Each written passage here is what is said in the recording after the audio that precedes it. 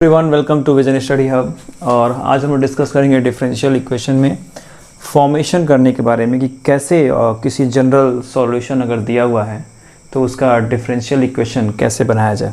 Okay, topic मैंने यहाँ पर लिखा हुआ है कि formation of a differential equation whose general equation is given, general solution is given, ऐसा वहाँ पे दिया हो।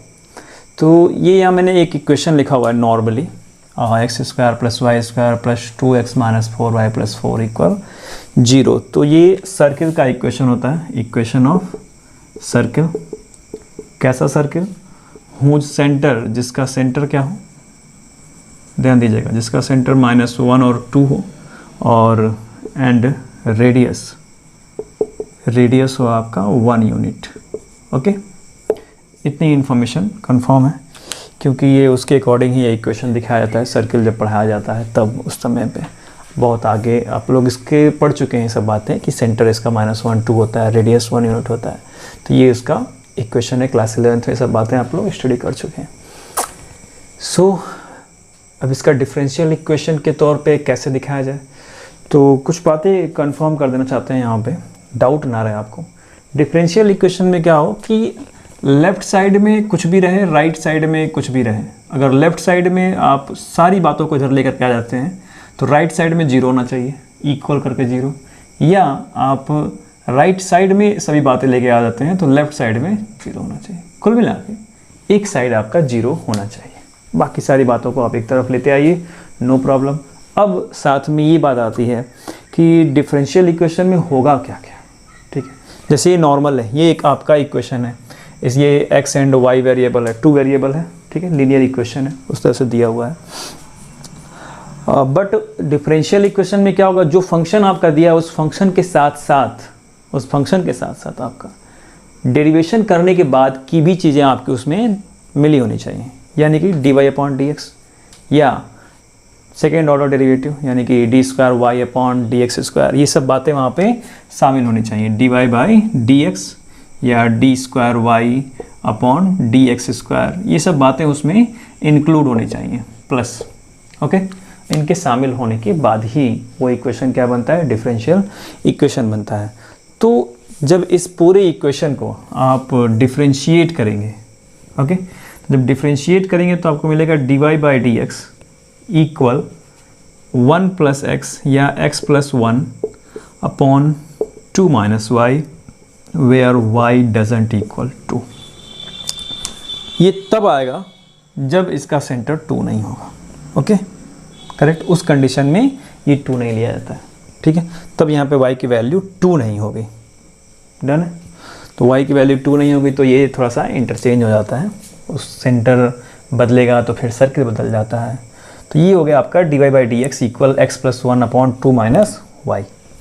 अब ये आपका डिफरेंशियल इक्वेशन, आप इसे कैसे कहेंगे डिफरेंशियल इक्वेशन की तरह इसको दिखाना भी पड़ेगा थोड़ा सा, तो क्रॉस मल्टीप्लाई कर देते हैं। ठीक है, तो जब क्रॉस मल्टीप्लाई करेंगे तो ये कुछ इस तरह से हो जाएगा 2 - y dy/dx equal x +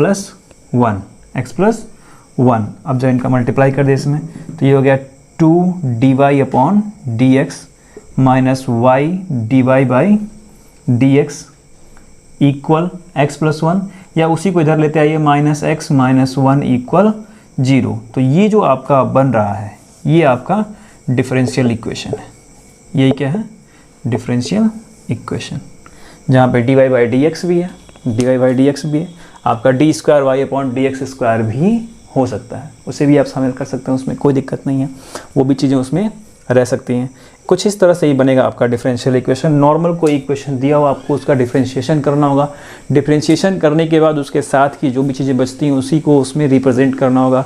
represent करने के बाद जो मिलेगा आपको वही क्या होगा, आपका डिफरेंशियल इक्वेशन होगा। यानी कि ये इक्वेशन देखिए यहाँ पे x² + y² इक्वल r², इसको डिफरेंशिएट करते हैं इसे, तो कितना हो जाएगा 2x + 2y dy/dx, और इस r² का करेंगे तो कितना मिलेगा 0, यहाँ से 2 कॉमन ले लीजिए तो कितना मिला x + y dy/dx इक्वल 0, वो कॉमन 2 उधर जाएगा तो डिवाइड करेगा तो 0 मिलेगा।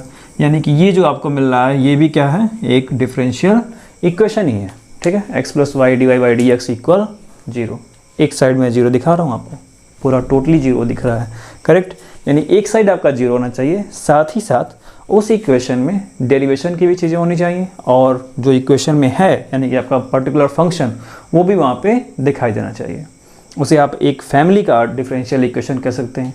पर्टिकुलर किसी कर्व का डिफरेंशियल इक्वेशन दिया जा सकता है, y इक्वल लेट बी कि आप वो स्लोप इंटरसेप्ट फॉर्म दिखा दें, स्लोप इंटरसेप्ट फॉर्म यानी y equal mx plus c वाली कंडीशन पे भी आप दिखा सकते हैं।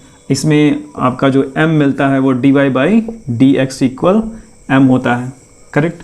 तो अगर मैं आपको y इक्वल x दिखाऊं तो यहाँ m कितना है 1 है, m कितना है 1, तो उसे आप दिखा सकते हैं। या y इक्वल mx हो, y इक्वल जब mx हो तो y equal dy by d x और x दिखा सकते हैं, और ये y उधर जाता है तो dy बाई डी एक्स और यहाँ पे x की वैल्यू कितनी हो जाएगी 1 हो जाएगी, और वो 1 कितना बनेगा आपका y, और इस y को आप इधर लाएंगे तो dy by d x minus y equal 0, minus y equal 0।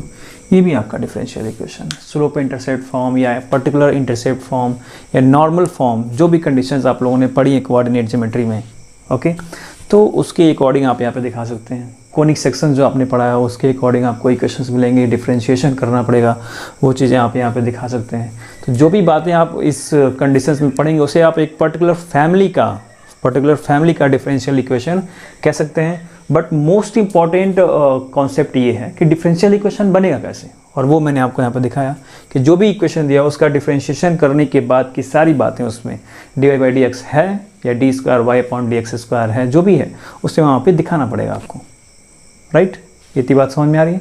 तो कुछ इस तरह से ही यहाँ पे मैंने लैंग्वेज बहुत ज़्यादा नहीं राइट किया, बहुत तरीके से उलझाने की कोशिश नहीं की है, प्रैक्टिकली तरीके से इन सारी चीज़ों को विद द एग्जांपल शो करने की कोशिश की कैसे डिफरेंशियल इक्वेशन बनाएंगे जब जनरल सॉल्यूशन दिया हो या कोई पर्टिकुलर फंक्शन दिया हो, पर्टिकुलर इक्वेशन दिया हो, उस इक्वेशन का हमें डिफरेंशियल इक्वेशन बनाकर दिखाना हो तो कैसे दिखाएंगे, वो सारी बातें मैंने यहाँ पे आपके सामने रिप्रेजेंट कर दी हैं। So students, pause the video and note it down.